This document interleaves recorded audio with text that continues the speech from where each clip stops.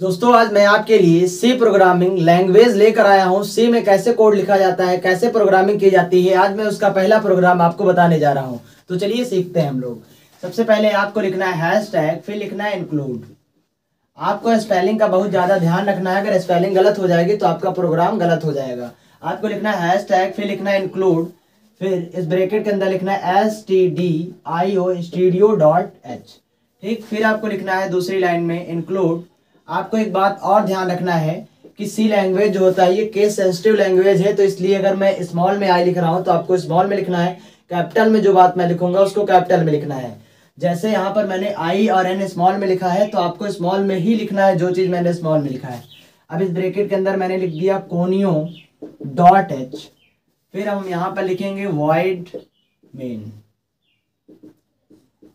फिर इसके आगे मैं यहाँ लगाऊंगा ब्रैकेट, यहाँ पर लिखूंगा printf PRINTF। ये एफ स्मॉल में है, यहाँ पर पी भी स्मॉल में, PRINTF, ये सब कुछ स्मॉल में लिखा हुआ है।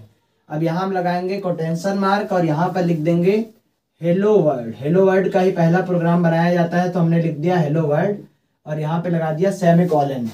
फिर यहाँ पर हमको लिखना है गेट CH। कौन सी चीज क्यों लिखी जाती है अभी मैं आपको समझा रहा हूँ।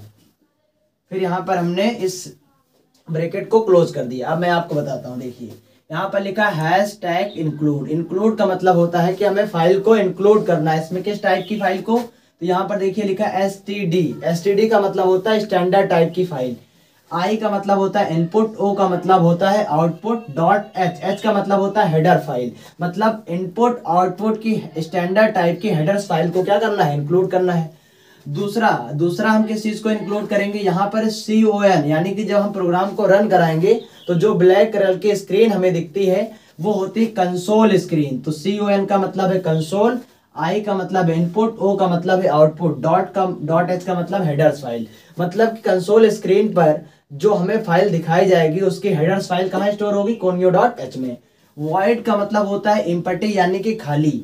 मेन हमारा एक फंक्शन होता है कि इस मेन फंक्शन के अंदर जो हमें काम कराना होता है वो हम इस मेन फंक्शन के अंदर लिखते हैं। यहाँ पे मैंने लगा दिया मजला, ब्रैकेट लगा दिया है।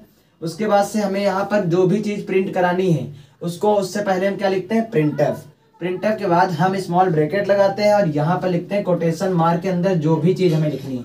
जैसे हमें हेलो वर्ल्ड प्रिंट कराना था तो हमने यहाँ पर लिख दिया हेलो वर्ल्ड, फिर ब्रैकेट क्लोज किया, फिर सेमी कॉलन लगाना कंपलसरी है। इसमें जितने पॉइंट मैं बता रहा हूँ वो हर एक चीज लिखना आपको कंपलसरी होता है, नहीं तो आपका जो है प्रोग्राम गलत हो जाएगा। फिर हमने यहाँ पर लिख दिया गेट CH, फिर हमने ब्रैकेट लगाया सेमी कॉलन। अब गेट CH क्यों लिखा जाता है, जैसे मान लीजिए अगर हमने गेट CH ना लिखा होता तब आप प्रोग्राम रन कराएंगे, आपका प्रोग्राम तो रन होगा बट वो कंसोल स्क्रीन पे रुकेगा नहीं, तुरंत वापस आ जाएगा ब्लू वाली स्क्रीन पर।